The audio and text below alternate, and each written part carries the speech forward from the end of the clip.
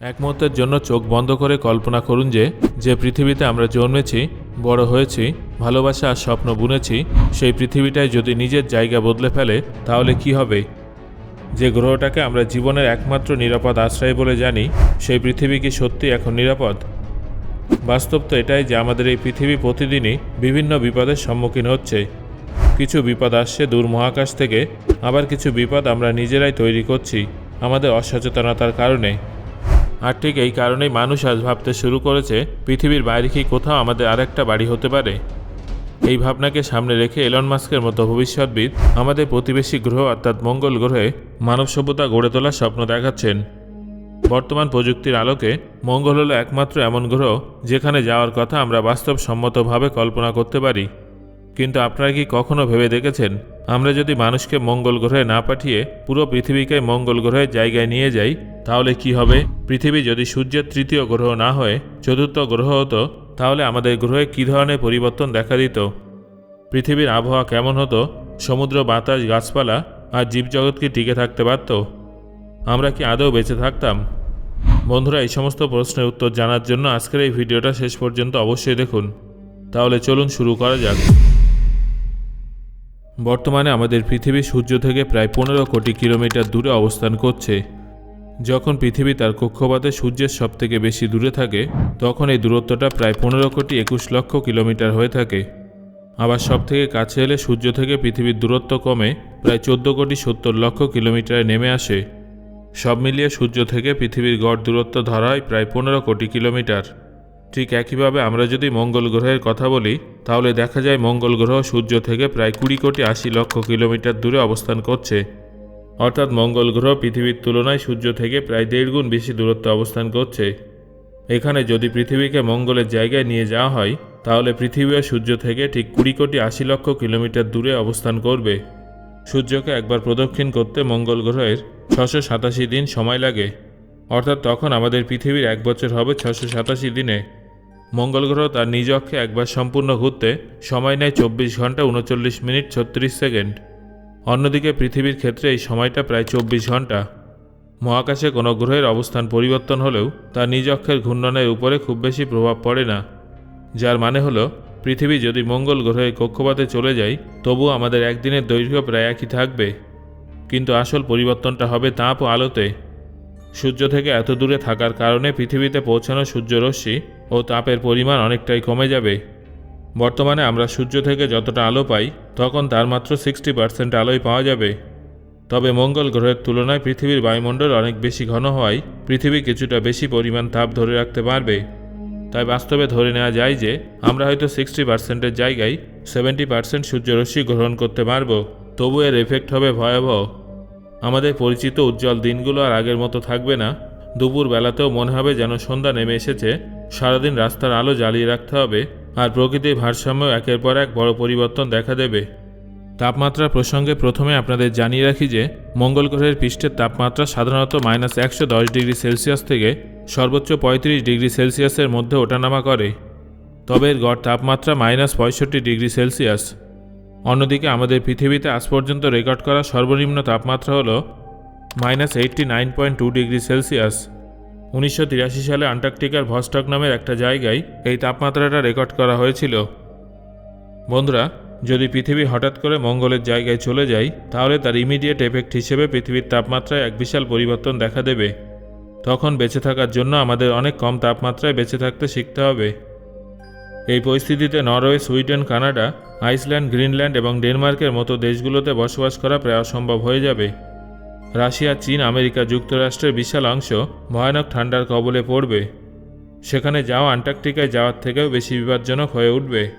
মেরু এলাকার কথা তো ছেড়েই দিন, সেই সব অঞ্চলে পৌঁছানো প্রায় অসম্ভব হয়ে যাবে।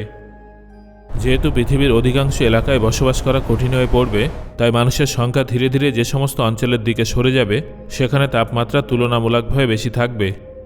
বর্তমান সময়ে পৃথিবীর যে সমস্ত এলাকায় বিশাল মরুভূমিতে মানুষের প্রায় কোনো অস্তিত্ব নেই, সেই সমস্ত জায়গায় তখন মুম্বাই বা দিল্লির মতো ঘন জনবসতি গড়ে উঠবে। এর প্রভাব ভারত, বাংলাদেশ এবং আশেপাশের উষ্ণ দেশগুলোর উপরে পড়বে। এই সমস্ত অঞ্চলের জনসংখ্যা আরও দ্রুত গতিতে বাড়তে থাকবে। বন্ধুরা, বর্তমানে জনসংখ্যা যেভাবে বাড়ছে সেই নিরিখে অনুমান করা হচ্ছে যে 2050 সালের মধ্যে মানুষের সংখ্যা 10 বিলিয়নের সীমা অতিক্রম করবে। এই পরিস্থিতিতে আমাদের ভবিষ্যৎ কেমন হবে? পৃথিবীতে কি ভয়াবহ দুর্ভিক্ষ দেখা যাবে, নাকি শেষ পর্যন্ত আমাদের মঙ্গল গ্রহেই পাড়ি দিতে হবে? যেহেতু উষ্ণ দেশগুলোতে জনসংখ্যা দ্রুত গতিতে বৃদ্ধি পাবে, তাই ভবিষ্যতে আমাদের কাছে বর্তমানের তুলনায় বসবাসের জন্য প্রায় অর্ধেক জায়গা অবশিষ্ট থাকবে।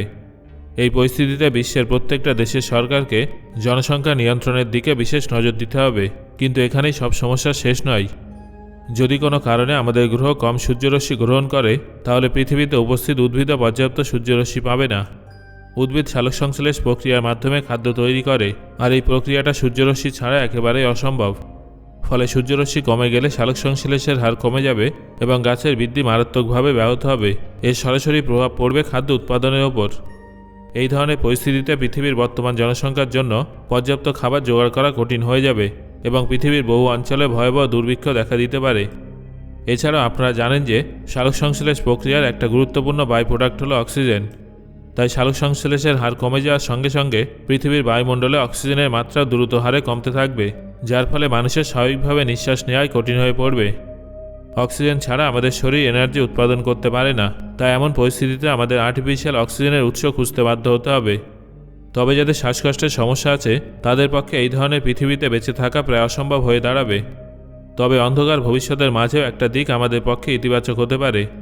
পৃথিবী যদি সূর্য থেকে কম তাপ গ্রহণ করে, তাহলে অতি বেগুনি রশ্মির পরিমাণও কমে যাবে, যার ফলে ওজোন স্তরের উপরে চাপ কম পড়বে এবং সেটা তুলনামূলকভাবে বেশি সুরক্ষিত থাকবে।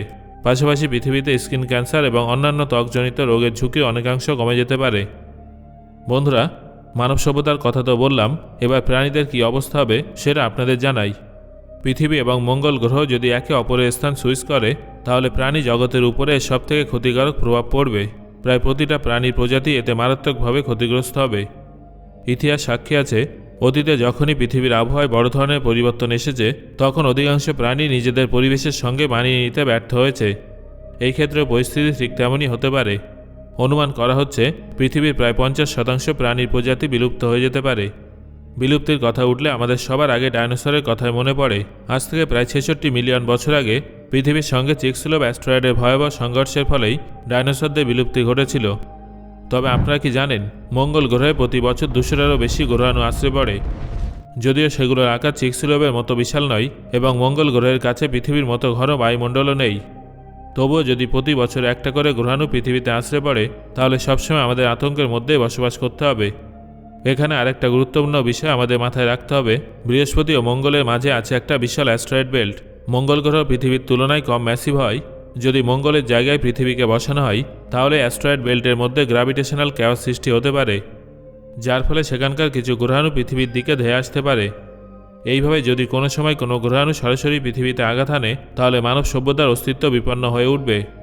বন্ধুরা, পৃথিবী এবং মঙ্গলের স্থান যদি সুইচ করা হয়, তাহলে পৃথিবীতে বসবাসকারী মানুষের জন্য যে পাহাড়সম সমস্যা তৈরি হবে তা তো বোঝাই যাচ্ছে। কিন্তু প্রশ্ন হলো, মঙ্গল গ্রহের অবস্থাও কি তেমনই হবে? এর উত্তর হলো না।